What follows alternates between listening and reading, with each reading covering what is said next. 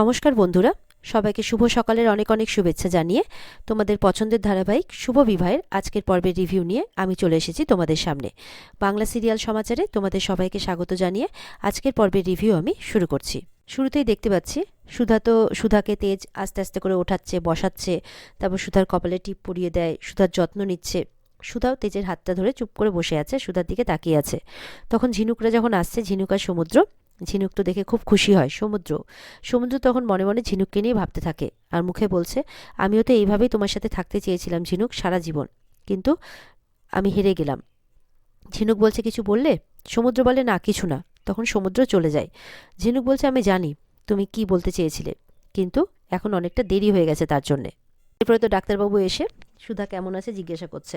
তারপর বলছে যে আপনি যে এত তাড়াতাড়ি সুস্থ হয়ে উঠবেন এটা সম্পূর্ণ মিরাক্কেল। তবে আমরা শুনেছি যে আপনার স্বামী কঠিন সাধনা করেছেন। সত্যি আপনি খুব লাকি, কারণ এখনকার দিনে যেভাবে ডোমেস্টিক ভায়োলেন্সের কেস শোনা যায়, সেই জায়গা থেকে দেখতে গেলে তো আপনি সত্যি খুব লাকি। সুধা বলছে, এই কথাটা আপনি ঠিক বলেছেন, আমি সত্যি খুব লাকি। তেজের হাতটা ধরে বলছে। তারপর বলছে, আচ্ছা ডাক্তারবাবু, আমার না এখানে আর ভাল লাগছে না, বাড়িতে সবাই আমার জন্য অপেক্ষা করছে, আমি কবে বাড়ি যেতে পারবো? ঝিনুক বলছে, একদম ঠিক কথা বলেছিস, এবার তোকে বাড়ি যেতে হবে। ডাক্তারবাবু বলছেন, বেশ, আমরা আপনার টেস্টের রিপোর্টগুলো দেখে নিই, তারপরে আপনাকে ডিসচার্জ করার কথা ভাবছি, কিন্তু বাড়িতে গিয়ে আপনাকে কিন্তু রেস্টেই থাকতে হবে। তখন তেজ বলছে, আপনি একদম চিন্তা করবেন না ডাক্তারবাবু, আমি অবশ্যই ওনাকে খুব যত্নে রাখবো। ঝিনুক বলছে, হ্যাঁ তোমার বউ যা জেদি। তেজ বলছে, তা বেশ, এই কয়দিন আমি খুব ভালোই বুঝেছি। এদিকে দেখা যাচ্ছে যে তরিতা আর ঝুম্পার অবস্থা তো খুব খারাপ। তারা দুদিন ধরে সব দোকানে বাকি খেয়ে বেড়াচ্ছে। ভদ্রবাড়ির বউ বলে দুদিন ধরে বাকি দিয়েও দিচ্ছে, কিন্তু এবার সবার সন্দেহ হচ্ছে, কার দোকানে 780 টাকার খেয়েছে, কার দোকানে 200 টাকার খেয়েছে, চায়ের দোকানে 380 টাকার খেয়েছে। এবার তো চায়ের দোকানদার ধরেছে, সব দোকানদাররাও এসছে। ভদ্রবাড়ির বউ বলে ভেবেছিলাম যে দিয়ে দেবে, কিন্তু এখনও দিচ্ছে না, নিশ্চয়ই কোনো ব্যাপার আছে, না টাকাটা দিন। এরপরে তো ঝুম্পার ফোনটাও কাড়িয়ে নেয়, বলে দেখুন আমার ফোনটা দিন, বলে না এই ফোনটা বিক্রি করে সবার টাকা সবাইকে দিয়ে দেবো। তরিতারা তো বলছে যে আমরা আপনাদের দোকানে সব কাজ করে দেবো, প্লিজ আমাদের কিছু একটা করে দিন। তখন চায়ের দোকানদারের বউটা বলে তার হাজব্যান্ডকে যে, শোনো, আমাদের কাজের মেয়েটা তো আসছে না, এদেরকে তো টাকা পয়সা কিছু দিতে হবে না, যা পাখির মতো চেহারা, কী বা খাবে, আমরা না একটু খাবারটাই দিয়ে দেবো, তো আমাদের কাজটাও হয়ে যাবে, কি বলো? বলে, ঠিক আছে গিন্নি, তুমি যেটা ভালো মনে করবে। এই বলে এদের ধারটা এরাই শোধ করে দেয়, চায়ের দোকানদাররাই, আর এদের দুটোকে বলে যে কাজ করতে হবে। ঝুম্পাকে বলে সব এঁঠো বাসন মাজতে হবে, আর তরিতাকে ঘরের কাজের জন্য এবার নিয়ে যাচ্ছে। এদিকে ঠাম্মি সুধাকে আর তেজকে বরণ করে ঘরে তুলছে। ঠাম্মি বলছেন, গজাননের উপর আমার পুরোপুরি বিশ্বাস ছিল যে উনি তোমাদের কোনো ক্ষতি হতে দেবেন না, কিন্তু তেজ যেভাবে তোমার জন্য তোমার পাশে দাঁড়িয়েছে, যেভাবে কঠোর সাধনা করেছে, এরপরে তো আমি পরিষ্কার বুঝতে পেরেছি তোমরা স্বয়ং হরপার্বতী জুটি, আর তোমাদেরকে কেউ আলাদা করতে পারবে না কোনোদিনও। এরপরে জ্যোৎস্না সুধাকে ভেতরে নিয়ে আসে। এদিকে তো রেশমি ক্ষমা চাইছে তার বৌদির কাছে, সুধার কাছে। সুধা বলছে, ক্ষমা চাইছো কেন? বলে, না যা হয়েছে আমার জন্যই হয়েছে, আমি যদি আগে থেকে তরিতা বৌদি আর ঝুম্পার প্ল্যানটা তোমাদেরকে বলে দিতাম তাহলে এরকমটা হতো না। সুধা বলছে, এরপর থেকে আর কোনো কিছু লুকোবে না, কাউকে মিথ্যে কথা বলবে না, বুঝতে পেরেছো? তেজের বাবা বলছেন, খাঁটি হীরের মতো বৌমা পেয়েছি, ভালো করে যত্ন করে আগলে রাখবো। তেজ বলছে, ও সব আদর নাত বৌমার জন্য না, আমার জন্য কিছু নেই। ঠাম্মি বলছে, না না, সব আদর নাতি নাত বৌমা দুজনের জন্যই। মেজমা তো বারবার করে সুধার সামনে বলছে যে, তুই নিজের প্রাণের ঝুঁকি নিয়ে আমার মেয়েটাকে বাঁচিয়েছিস, খুব ঘাবড়ে গেছিলাম আমি, তোর যদি কোনো কিছু হয়ে যায়। হাজার হোক রেশমি, আমারই তো মেয়ে, আর আমার মেয়েটাকে বাঁচাতেই তুই এত বড় প্রাণের ঝুঁকি নিলি। আমি কি বলতাম, কি জবাবদিহি করতাম সবাইকে, কিভাবে মুখ দেখাতাম সবাইকে? সুধা তখন মেজমাকে বোঝাচ্ছে যে, দেখো মেজমা, এতে আমার কোনো মহত্ব নেই, এটা আমার কর্তব্য ছিল। এদিকে সার্থকের মা মেজমায়ের ব্রেন ওয়াশ করছে, বলছে, দেখো, দোষ করলো সবাই, মানছি রেশমিও দোষ করেছে, সুধাও তো মিথ্যে কথা বলে গিয়েছিল। আজকে ভগবান সহায় যে রেশমি বাড়ি ফিরে এসেছে, নাহলে তোকে গুন্ডারা তুলে নিয়ে যেতে পারতো। আর ওদিকে দেখো, দোষ করলো সবাই, কিন্তু শাস্তি পাচ্ছে তোমারই বৌমারা, তারা কিন্তু দুদিন ধরে রাস্তাতেই ঘুরছে। যদি রাস্তায় ভগবান না করুক ওদের কোনো ক্ষতি হয়ে যায়, তখন বদনামটা কার হবে, কার ঘরে বদনামটা আসবে? এইভাবে কিন্তু মেজমার মাথায় উল্টোপাল্টা কথা ভরছে সার্থকের মা।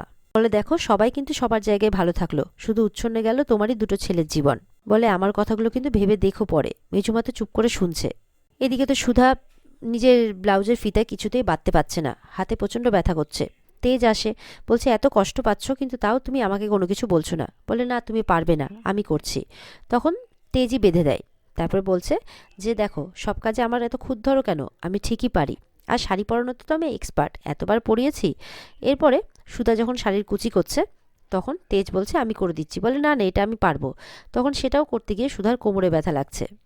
তখন তেজ সেখানেও আসে, এসে সুধার হেল্প করে। তেজ বলছে কি আমি পেরেছি তো? সুধা বলছে হ্যাঁ পেরেছো, কিন্তু এটা না ছেলেদের কাজ নয়, আমি মা মেজমা কাউকে ডেকে নিতাম। তেজ বলছে আমি থাকতে তুমি অন্য কাউকে ডাকবে কেন, আমি সবটা দেখে নেব।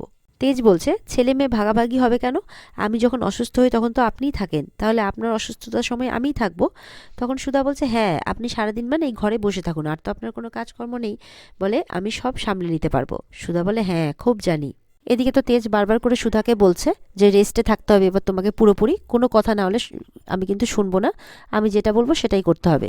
বলে আচ্ছা ঠিক আছে জো হুকুম, যেটা বলবে সেটাই করব। তখন তেজের কাছে একটা ফোন আসে, তেজের কাজের ওখান থেকেই ফোন করেছে।